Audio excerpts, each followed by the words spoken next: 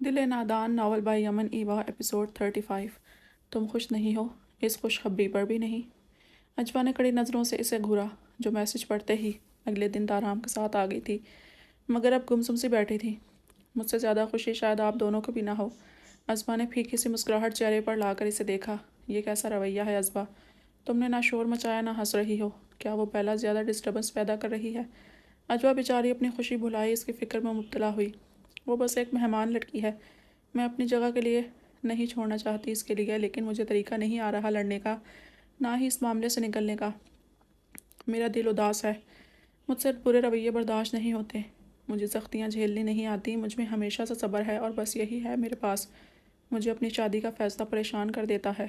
مجھے واضح الفاظ میں بتایا گیا تھا کہ وہ شادی شدہ ہیں، مجھے تب اندازہ نہیں تھا اس بات کا۔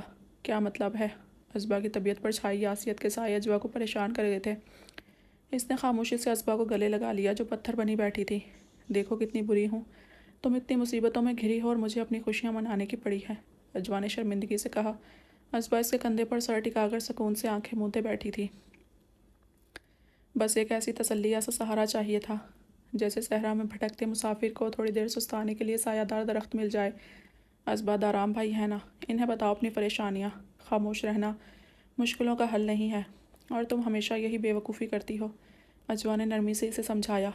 پیا دارام میرا خیال رکھتے ہیں، توجہ دیتے ہیں، مگر مجھے ڈر لگتا ہے اگر بیلا کا رویہ بتا دوں تو کیا وہ میرا یقین کریں گے؟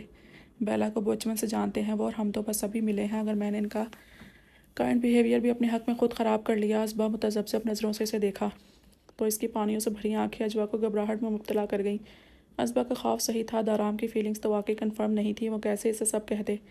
بیلا بچپن کی ساتھی تھی اس کا، اور دارام کا تعلق کیسا رہا ہے انہیں کیا پتا تھا؟ تم کبھی بیلا کی حقیقت خاموشی سے انہیں دکھا دو، کچھ مت بولو، وہ خود فیصلہ کر لیں گے۔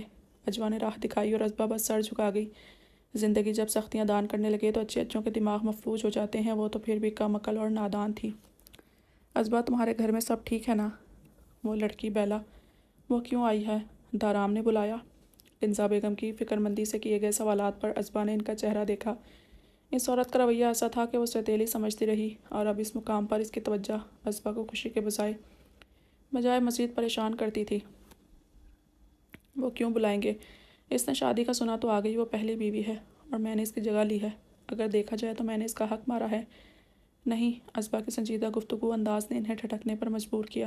کوئی حق نہیں مارا، اپنی جگہ مت چھوڑنا، میری طرح غلطیاں مت کرنا اجوا، اگر یہ رشتے توڑ کر تم گھر آئیں تو اپنی عزت کھو دو گی۔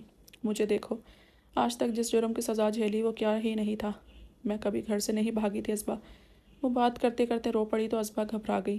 میں نے تو بس ایک بات کہی ہے، پلیز آپ روئے مت۔ اجوا نے ان کے آنسو صاف کرنا چاہے جب انہوں نے اس کے ہاتھ تھام لیے۔ آج میری بات سن لو، میرے دل پر بہت بوجھ ہے۔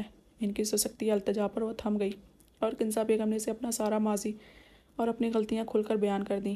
اجوا سانس روکے انہیں سن رہی تھی۔ بس اس رات جب میں تمہیں لے کر سڑکوں پر بے مقصد چلی جا رہی تھی، تب مجھے اسجد ملے تھے، انہوں نے مجھے لفٹ دی، میری داستان سنی اور مجھے سہارا دیا، صرف تمہاری وجہ سے۔ تب تم چند ماہ کی تھیں اور بخار سے جل رہی تھیں، وہ تمہارے بابا بن گئے، انہیں تم سے پیار ہے بہت زیادہ۔ انہوں نے آج تک مجھ سے میرے کردار کی گواہی نہیں مانگی، مگر شاید انہیں بھی مجھ پر یقین نہیں۔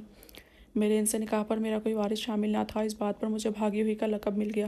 رماب 8 سال کا تھا، ایک ایسا بچہ جس کی ماں اس کی پیدائش پر ہی مر گئی تھی، اور شروع سے ہی شائنہ باجی نے پالا، میں ماں بن کر آئی اور میں نے ماں کا پیار دینا چاہا، مگر رماب نے مجھے کبھی قبول نہیں کیا۔ یہ سچ ہے، تمہیں کبھی پیار نہیں کیا، میں تمہیں اپنی بد نصیبی مانتی رہی، میں نے اپنی ساری ممتا بس رماب پر لٹا دی۔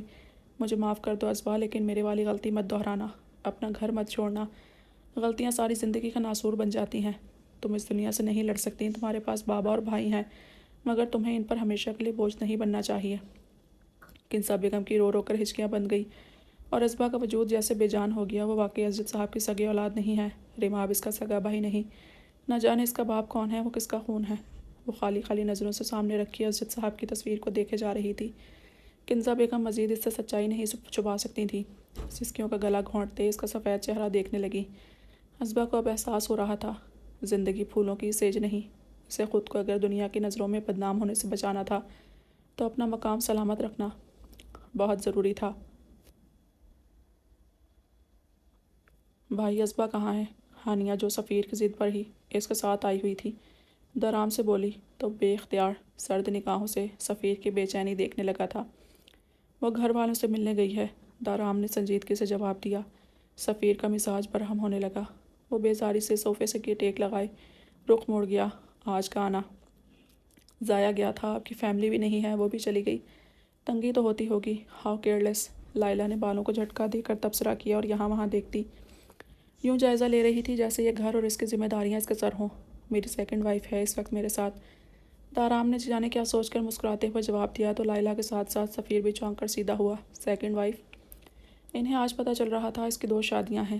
ہانیہ نے لب بھینچ کر سامنے سے آتی بیلا کو دیکھا جو ٹی شرٹ اور جینس پہنے ہوئے تھی۔ موسم کافی سرد ہو چکا تھا مگر پھر بھی اس کی ڈریسنگ نامعقول ہی تھی۔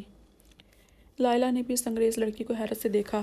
Adam, I have to go from the first available flight and Adam, مجھے پہلی دستیاب فلائٹ سے جانا ہوگا اور میں بات کرتی بیلا 3 نئے چہرے دیکھ کر رکی اور سوالیہ نظریں ان پر گاڑ دیں۔ ہالی ووڈ کی اتنی ابھرتی ہوئی اداکارہ اس وقت ان کے سامنے تھی۔ سفیر اور لائلہ تو پھٹی پھٹی آنکھوں سے اسے دیکھ رہے تھے۔ وہ دارام کی بیوی ہے، یہ میری بیوی بیلا ہے۔ بیلا، شی از مائی سسٹر ہانیہ۔ دارام نے دونوں طرف تعارف دیا مگر صرف ہانیہ کا بتایا۔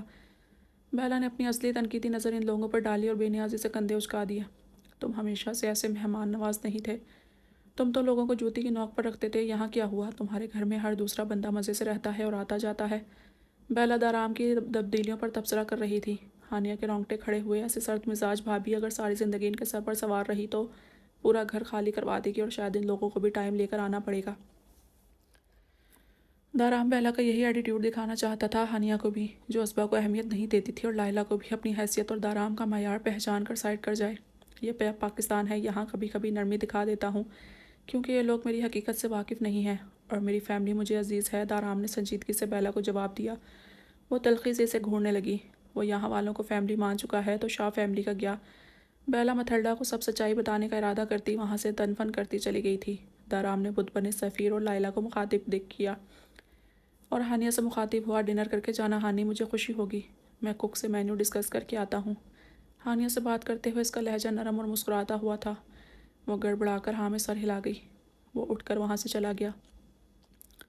اگر یہ ایکٹریس بیوی ہے تو وہ لڑکی اسبا، کیا اسے چھوڑنے والا ہے تمہارا بھائی؟ سفیر نے ہانیہ کو ہلا کر سوال کیا۔ اسے لگا منزل بہت قریب تھی، بس اللہ نہ کرے یہ لڑکی ہماری بھابھی نہیں ہو سکتی، یہ تو ماما لوگ کو بھی گھر سے نکال دے گی، ہانیہ نے بے ساختہ دل پر ہاتھ رکھ کر سہم کر کہا، اور لائلہ شاکڈ بیٹھی تھی۔ دارام شاہ کے پاس بیلا ویلٹ جیسی بیوی موجود تھی تو لائلہ کی جگہ کبھی اس کی زندگی میں نہیں بن سکتی تھی۔ وہ ساری چالیں ناکام ہوتی دیکھ رہی تھی۔ دارام شاہ کی حیثیت بہت اونچی تھی۔ ازبا اکیلی پڑی رو رہی تھی۔ ازبا کی باتیں اور کنزا بیگم کی التجائیں سے لگا بس زندگی کو گزارا جائے گا، جینا آسان نہیں ہے۔ جن رشتوں کو اپنا سمجھتی تھی وہ تو بس محسن تھے اس کے، گھٹ گھٹ کر روتی وہ سمجھ نہیں پائی، غیروں کی محبتوں اور مان پر خوش ہوں یا اپنوں کے لاوارثوں کی طرح چھوڑ دینے پر غم منائے۔ آج وہ طبیعت خراب کیے کمرے میں پڑی تھی تو امام اور اسجد صاحب کا بار بار آ کر اسے دیکھنا، چیک کرنا اور فکر کرنا اسے اتنا گھائل کر رہا تھا کہ وہ نہ بول پائی نہ ہمیشہ کی طرح لاڈ اٹھوا سکی۔ وہ تو کبھی بیماری میں اکیلی نہیں سو پائی تھی، ہمیشہ کوئی نہ کوئی چاہیے ہوتا تھا جسے وہ اپنی نیند قربان کر کے جگائے رکھتی تھی، اور ہمیشہ ایسا اسجد صاحب کے ساتھ ہی کرتی تھی، مگر اب اپنا رویہ ہی اسے شرمندہ کرنے لگا تھا۔ دارام کی بار بار آتی کالز پر اس نے کال اٹینڈ کر کے موبائل کان سے لگایا۔ تمہاری طبیعت ٹھیک ہے؟ کسی چیز کی ضرورت ہے تو بتاؤ۔ دارام کی نرم دھیمی آواز ہمیشہ کی طرح سکون بن کر دل میں اتر رہی تھی، اندھیروں میں روشنی جیسی۔ مجھے ضرورت ہے، وہ آنسو بھری آنکھیں سختی سے بند کر کے بول پڑی، آنسو کی لکیر کنپٹی سے بہتی بالوں میں گم ہوئی۔ کیا ضرورت ہے مجھے بتاؤ نا۔ وہ بے چین ہو گیا تھا اس کی کمزور دھیمی آواز اور بیماری پر وہ بھی بے سکون ہوا تھا۔ مجھے آپ چاہیے، وہ رو پڑی، رشتہ بچانا ہی تو تھا تو بچائے گی، التجا کر کے ہی صحیح، اسے اپنی انا کو مارنا ہی پڑا، اگر وہ بیلا کو چن لے تو وہ کہاں جائے گی؟ دارام اس کے جملے پر کتنی دیر بیقین سا اس کے لفظوں کے سحر میں کھویا رہا۔ وہ اس سے اس کو مانگ رہی تھی، وہ جانتی ہی نہیں تھی دارام دنیا میں سب سے زیادہ اسی کا تو ہے۔ دارام نے کال بند کر دی اور ازبا خوف سے موبائل کی اسکرین کو تکتی رہ گئی۔ کیا اسے برا لگا ایسا کہنا بھی؟ تو وہ بیلا کا ہی ہے۔ اس کے دل میں سرد سی خاموشی چھانے لگی تھی۔ وہ اپنی حیثیت کیسے مضبوط کرے؟ اسے تو کچھ کرنا ہی نہیں آتا تھا، نہ محبت کرنا آتا تھا، نہ عادت بننا۔ وہ دارام شاہ شیرازی کا دل کیسے جیتے کہ وہ اس کو کبھی بھی نہ چھوڑ پائے؟ وہ انا کو مار تو چکی تھی، اب اور کیا کرے؟ وہ کتنی دیر خالی خالی نظروں سے اندھیرے میں تکتی تنہائیوں سے مخاطب ہوتی رہی، جب دروازے پر دستک دے کر اجوا اندر آئی اور اس کے پاس آ کر رکی۔ لائٹ آن نہیں کی کہ ازبا کو ان دنوں پھر سے روشنیاں چپتی تھیں اور اندھیرے سکون دیتے تھے۔ دارام بھائی تمہیں لینے آئے ہیں ازبا، کیا تم جاگ رہی ہو؟ تم دونوں ہی دنیا کی پاگل ترین مخلوق ہو۔ انہیں پتہ بھی ہے تمہاری طبیعت نہیں ٹھیک رات کو آگے لینے، جن کا سایہ ہے تم دونوں پر۔ اجوا بڑبڑا رہی تھی اور ازبا اپنا جواب یوں مل جانے پر مسکرائی تھی۔ اس نے مانگا تھا تو وہ پورے کا پورا اس کے پاس آ گیا تھا۔ وہ سہارا لیتی اٹھ بیٹھی، اسے سویا ہوا سمجھ کر جاتی اجوا ٹھٹک کر رکی تھی۔ کیا کیمسٹری ہے بھائی، مطلب پورا گھر سمجھے بیٹھا تھا تم سو رہی ہو۔ تم سے میلوں دور بیٹھے دارام بھائی کو پتہ چل گیا تو جاگ رہی ہو اور لینے آ گئے۔ اجوا ہنس رہی تھی، ان پر اسے پرواہ نہیں تھی۔ وہ غلطی کرنے سے بچ گئی تھی، وہ دکھی تھی، مگر وہ اپنے دکھ اپنے اندر دفن کر لے گی اور اپنی ماں والا نصیب نہیں دہرائے گی۔ شال لے کر اپنا ہینڈ بیگ اٹھائی وہ اجوا کے ساتھ باہر نکلی، جہاں رف سے حلیے میں بیٹھا دارام اسے دیکھتے ہی نرمی سے مسکرا کر اٹھا۔ ریماب اور اسجد صاحب نے حیرت سے اسے دیکھا جو منٹوں میں باہر آئی تھی۔ تمہاری طبیعت نہیں ٹھیک ازبا، میں ابھی دارام سے کہہ رہا تھا آج رہ جاتی۔ اسجد صاحب نے فکر مندی سے اس کا سرخ پڑتا چہرہ دیکھا تو اس کی آنکھیں اس بے مول محبت پر جھلملائیں۔ ان سے ملنے کے بہانے ان کے سینے سے لگی اور کتنی دیر کھڑی رہ گئی۔ اس کا باپ یہی انسان تھا اور اس کی محبت اور تربیت پر شک کرنا زیادتی تھی۔ مت جاؤ پاگل لڑکی، وہ اکیلا کیسے سنبھالے گا تمہیں؟ ریماب نے اسے روکنا چاہا، وہ لوگ جانتے تھے بخار اور بیماری میں وہ کیا حال کرتی تھی۔ اس سب سے انجان دارام مسکرا رہا تھا اسے دیکھ کر۔ دارام کی مسکراتی آنکھوں پر ازبا کو اچانک ہی اپنی کچھ دیر پہلے کی جذباتی کیفیت اور ایموشنل الفاظ یاد آئے تو مزید سرخ پڑ گئی۔ کیا سوچے گا وہ ایسی دیوانگی